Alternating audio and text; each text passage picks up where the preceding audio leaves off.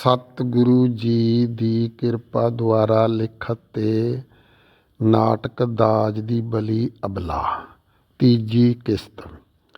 ਦਾਜ ਦੀ ਬਲੀ ਅਬਲਾ ਨਾਟਕ ਦਾ ਮੂਲ ਮੰਤਵ ਔਰਤ ਜਾਤੀ ਨੂੰ ਜਾਣੂ ਕਰਾਉਣਾ ਹੈ ਕਿ ਤੂੰ ਅਬਲਾ, ਬਲਹੀਣ, ਕਮਜ਼ੋਰ ਨਹੀਂ, ਸਗੋਂ ਤੂੰ ਸਬਲਾ, ਬਲਵਾਨ ਅਤੇ ਤਾਕਤਵਰ ਹੈ, ਕਿਉਂਕਿ ਤੂੰ ਜਗਤ ਜਨਨੀ ਹੈ ਅਤੇ ਸੰਸਾਰ ਦੀ ਉਤਪਤੀ ਦਾ ਮੂਲ ਕਾਰਨ ਵੀ ਖੁਦ ਤੂੰ ਆਪ ਹੈ। ਅਜਿਹੀ ਸੋਚ ਨਾਲ ਤੇਰਾ ਮਨੋਬਲ ਪ੍ਰਬਲ ਹੋਵੇਗਾ। ਮਨੋਬਲ ਪ੍ਰਬਲ ਦਾ ਸਦਕਾ ਦੈਂਤ ਰੂਪ ਦਾਜ ਦੇ ਲੋਭੀਆਂ ਤੋਂ ਬਚਿਆ ਜਾ ਸਕਦਾ ਹੈ। ਇਸੇ ਭਾਵ ਨੂੰ ਪ੍ਰਗਟ ਕਰਦਾ ਹੈ ਇਹ ਨਾਟਕ ਦਾਜ ਦੀ ਬਲੀ ਅਬਲਾ। ਸੰਤੋ, ਪੜਦਾ ਉੱਠਦਾ ਹੈ ਤਾਂ ਬੈੱਡ 'ਤੇ ਬੈਠੀ ਦਿਖਾਈ ਦਿੰਦੀ ਹੈ ਸੰਤੋ। ਆਪਣੀ ਨੂੰਹ ਕੰਤੋ ਨੂੰ ਕਹਿੰਦੀ ਹੈ, ਸੰਤੋ, ਕੰਤੋ ਬੇਟੀ। ਕੰਤੋ, ਜੀ ਮੰਮਾ। ਸੰਤੋ, ਬੇਟੀ ਤੂੰ ਅਤੇ ਮੰਨੂ ਦੋਵੇਂ ਗੁਰਦੁਆਰਾ ਸਾਹਿਬ ਜਾਓ। ਮੰਨੂ ਦੀ ਮੰਗਣੀ ਦਾ ਵਾਹਿਗੁਰੂ ਅੱਗੇ ਧੰਨਵਾਦ ਕਰਕੇ ਆਓ। ਅਤੇ ਹਾਂ ਸੁਣ, ਉਹ ਉਂਗਲੀ ਦੇ ਇਸ਼ਾਰੇ ਨਾਲ ਉਹ ਜਿਹੜਾ ਡੱਬਾ ਮਠਿਆਈ ਦਾ ਲੈ ਜਾਣਾ, ਜਿਹੜਾ ਗੁਰੂ ਨਾਨਕ ਦੇਵ ਜੀ ਦੀ ਫੋਟੋ ਦੇ ਮੂਹਰੇ ਸਭ ਤੋਂ ਪਹਿਲੇ ਕੱਢ ਕੇ ਰੱਖਿਆ ਸੀ। ਕੰਤੋ, ਚਿਹਰੇ 'ਤੇ ਪ੍ਰਸੰਨਤਾ ਲਿਆ ਕੇ, ਠੀਕ ਹੈ ਮੇਰੀ ਪਿਆਰੀ ਮੰਮਾ। ਮੰਨੂ ਅਤੇ ਕੰਤੋ ਡੱਬਾ ਲੈ ਕੇ ਗੁਰਦੁਆਰਾ ਸਾਹਿਬ ਵੱਲ ਨੂੰ ਤੁਰ ਪੈਂਦੀਆਂ ਹਨ। ਮੰਨੂ ਨੂੰ ਅੱਜ ਅਹਿਸਾਸ ਹੋਇਆ ਹੈ ਕਿ ਮੈਂ ਔਰਤ ਹਾਂ ਅਤੇ ਬਗਾਨੇ ਘਰ ਜਾਣਾ ਹੈ। ਗੁਰਦੁਆਰਾ ਸਾਹਿਬ ਵਿਖੇ ਮੱਥਾ ਟੇਕ ਕੇ ਬੈਠ ਜਾਂਦੀਆਂ। ਭਾਈ ਸਾਹਿਬ ਅਰਦਾਸ ਉਪਰੰਤ ਮੁੱਖ ਵਾਕ ਲੈ ਕੇ ਫਿਰ ਪ੍ਰਸ਼ਾਦ ਵੰਡਣ ਲੱਗਦਾ ਹੈ ਤਾਂ ਮੰਨੂ ਭਾਈ ਸਾਹਿਬ ਨੂੰ, ਮੰਨੂ, ਬਾਬਾ ਜੀ। ਭਾਈ ਸਾਹਿਬ, ਜੀ ਬੀਬਾ।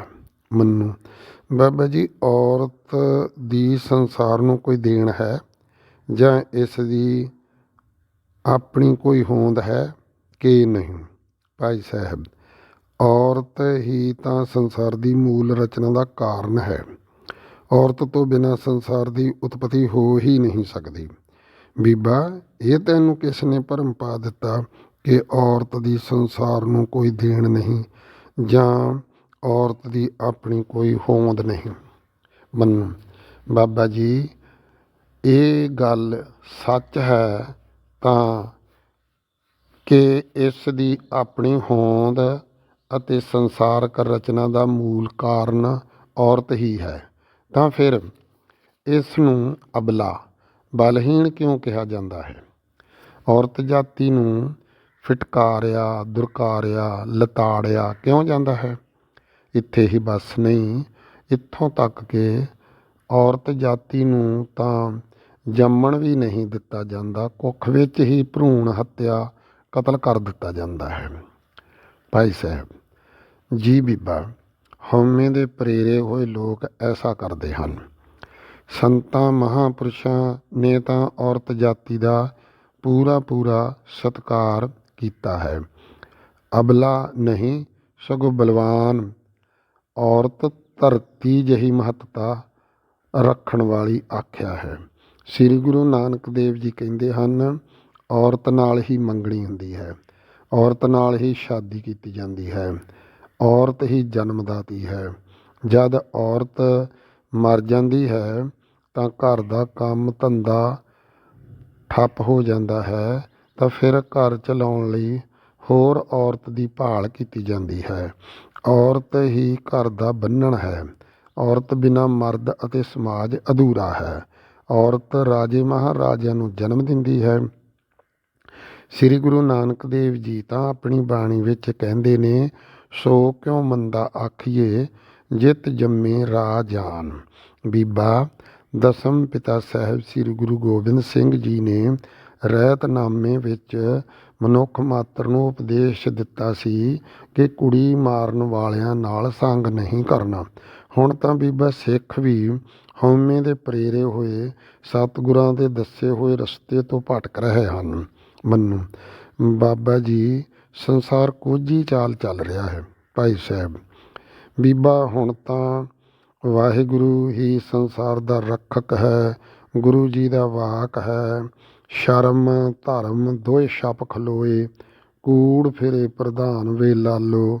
ਇਹ ਵਾਕ ਬੋਲ ਕੇ ਬਾਬਾ ਜੀ ਗੱਲ ਨੂੰ ਸਮਾਪਤ ਕਰ ਦਿੰਦੇ ਹਨ।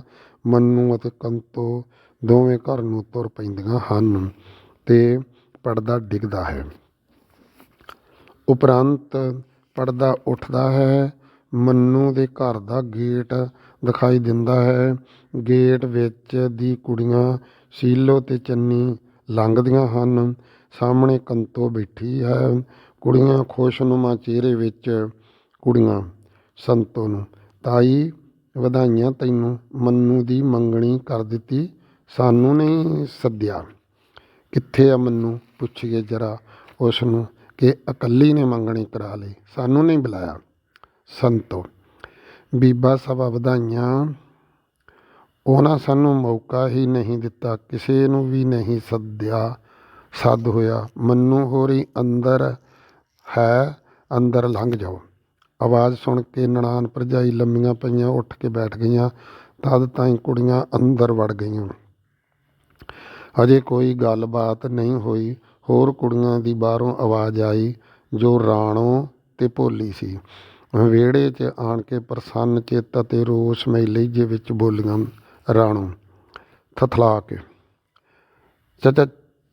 ਚਾਚੀ ਜਦ ਜੇ ਸਾਨੂੰ ਸੱਦ ਲੈਂਦੀ ਤਤ ਤੇ ਅਸੀਂ ਕਿਹੜਾ ਭਾਨੀ ਮਾਰ ਦੇਣੀ ਸੀ। ਨਾਲੇ ਤੈਨੂੰ ਵਧਾਈਆਂ। ਸੰਤੋ, ਧੀਏ ਸਭਾ ਵਧਾਈਆਂ, ਤੁਸਾਂ ਬੀਬੀਆਂ ਧੀਆਂ ਤੋਂ ਬਗੈਰ ਅਸੀਂ ਕਾਹਦੇ ਜੋਗੇ ਹਾਂ। ਕਿਸੇ ਨੂੰ ਸੱਦਣ ਦਾ ਸਮਾਂ ਹੀ ਨਹੀਂ ਮਿਲਿਆ, ਅੰਦਰ ਲੰਘ ਜਾਓ। ਜਿਉਂ ਹੀ ਕੁੜੀਆਂ ਇਕੱਠੀਆਂ ਹੋਈਆਂ ਤਾਂ ਕੰਤੋ ਉੱਠ ਕੇ ਕਹਿੰਦੀ, ਤੁਸੀਂ ਬੈਠੋ ਗੱਲਾਂ ਕਰੋ, ਮੈਂ ਤੁਹਾਡੇ ਲਈ ਚਾਹ ਬਣਾ ਕੇ ਲਿਆਉਣੀ ਹਾਂ। ਕੰਤੋ ਚਲੀ ਜਾਂਦੀ ਹੈ ਅਤੇ ਕੁੜੀਆਂ ਸੀਲੋ ਕੁੜੀ ਮੰਨੂ ਦੀ ਠੋਡੀ ਨੂੰ ਹੱਥ ਲਾ ਕੇ ਪਲੋਸਦੀ ਹੋਈ, ਮੇਰੀ ਮੈਡਮ ਨੇ ਚੋਰੀ ਮੰਗਣੀ ਕਰਾ ਲਈ, ਚੋਰੀ।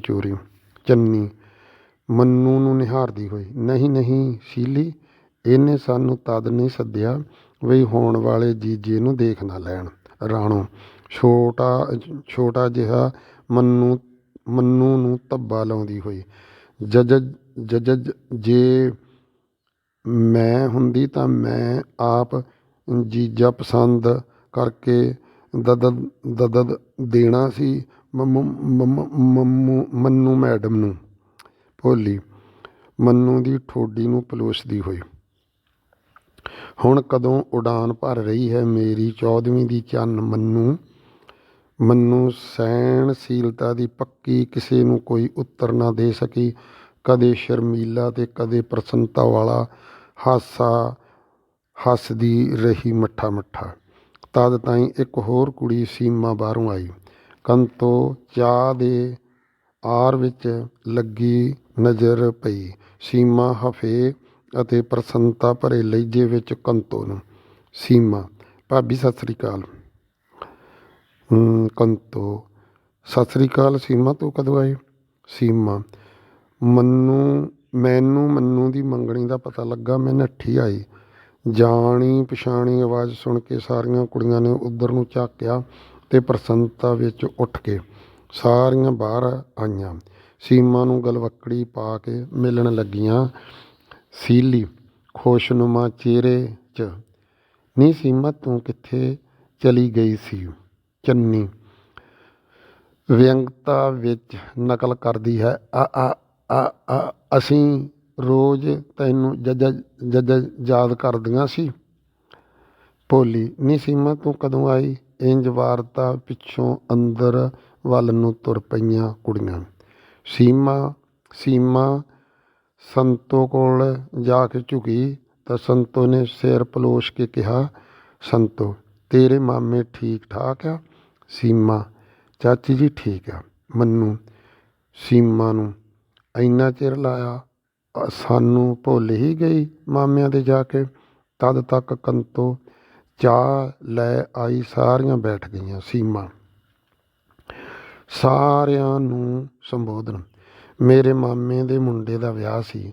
ਮਾਮਾ ਆ ਕੇ ਮੰਮੀ ਨੂੰ ਕਹਿਣ ਲੱਗਾ, ਸੀਮਾ ਨੂੰ ਭੇਜ ਦੇ, ਵਿਆਹ ਦਾ ਕੰਮ ਕਾਜ ਕਰਨਾ ਹੈ। ਮੰਮੀ ਨੇ ਮੈਨੂੰ ਭੇਜ ਦਿੱਤਾ। ਅੱਜ ਮੈਂ ਪੂਰੇ 20 ਦਿਨਾਂ ਬਾਅਦ ਆਈ ਹਾਂ। ਮਾਮਾ ਆਪ ਛੱਡਣ ਆਇਆ ਸੀ। ਮੰਮੀ ਨੇ ਮੈਨੂੰ ਆਉਂਦੀ ਨੂੰ ਦੱਸਿਆ, ਮੈਂ ਘਰੋਂ ਪਾਣੀ ਵੀ ਨਹੀਂ ਪੀਤਾ, ਮਿਲਣ ਆ ਗਈ ਹਾਂ। ਭਾਬੀ ਮੈਨੂੰ ਪਾਣੀ ਦੇ ਪਿਆਸ ਲੱਗੀ ਹੋਈ ਆ। ਸੀਮਾ ਨੇ ਸਾਰਾ ਕੁਝ ਇੱਕੇ ਸਾਹ ਕਹਿ ਕੇ ਪਾਣੀ ਮੰਗਿਆ ਤੇ ਕੰਤੋ ਨੇ ਪਾਣੀ ਲਿਆ ਕੇ ਦੇ ਦਿੱਤਾ। ਸੀਮਾ ਨੇ ਪਾਣੀ ਪੀ ਕੇ ਹਾਂ ਨੀ ਮੈਂ ਤੁਹਾਨੂੰ ਗੱਲ ਕੀ ਸੁਣਾਵਾਂ, ਨੀ ਮੈਂ ਤੁਹਾਡੀ ਗੱਲ ਕੀ ਸੁਣਾ। ਪਹਿਲੇ ਜੋ ਮੈਂ ਉੱਥੇ ਦੇਖਿਆ ਉਹ ਮੇਰੀਆਂ ਅੱਖਾਂ ਸਾਹਮਣੇ ਇੰਨ ਬਿੰਨ ਘੁੰਮ ਰਿਹਾ ਹੈ। ਮੈਂ ਤਾਂ ਹੈਰਾਨ ਆ, ਇਸ ਗੱਲ ਤੋਂ ਨਾ ਕਦੇ ਸੁਣੀ ਅਤੇ ਨਾ ਕਦੇ ਦੇਖੀ ਸੀ ਅਜਿਹੀ ਗੱਲ। ਕੰਤੋ, ਕੁਝ ਦੱਸੇਗੀ ਵੀ ਕਿ ਗੱਲਾਂ ਦੇ ਪੁਲ ਬੰਨੀ ਜਾਵੇਗੀ। ਸੀਮਾ, ਮੇਰੇ ਮਾਮਿਆਂ ਦੇ ਘਰ ਕੋਲ ਇੱਕ ਕੁੜੀ ਦਾ ਵਿਆਹ ਸੀ। ਮਾਮੇ ਦੇ ਮੁੰਡੇ ਦੇ ਵਿਆਹ ਤੋਂ 3 ਕੁ ਦਿਨ ਮਗਰੋਂ ਘਰ ਲਾਗੇ ਹੋਣ ਕਰਕੇ ਉਹ ਕੁੜੀ ਮੇਰੀ ਪੱਕੀ ਸਹੇਲੀ ਬਣ ਗਈ। ਬਰਾਤ ਆਈ, ਚਾਹ ਪਾਣੀ ਚੱਲਿਆ, ਖੂਬ ਰੌਣਕਾਂ ਸੀ। ਜਦੋਂ ਫੇਰਿਆਂ ਦੀ ਤਿਆਰੀ ਹੋਣ ਲੱਗੀ ਤਾਂ ਪਤਾ ਕੀ ਹੋਇਆ। ਸਾਰੀਆਂ ਕੁੜੀਆਂ ਅਤੇ ਕੰਤੋ ਇੱਕ ਜ਼ਬਾਨ 'ਚ ਕੀ ਹੋਇਆ। ਪੜਦਾ ਡਿੱਗਦਾ ਹੈ ਤੇ ਸੀਮਾ ਬੋਲਦੀ ਹੈ, ਲੈ ਫਿਰ ਸੁਣੋ। ਪੜਦਾ ਡਿੱਗ ਪੈਂਦਾ ਹੈ। ਬਾਕੀ ਅਗਲੀ ਕਿਸ਼ਤ ਵਿੱਚ।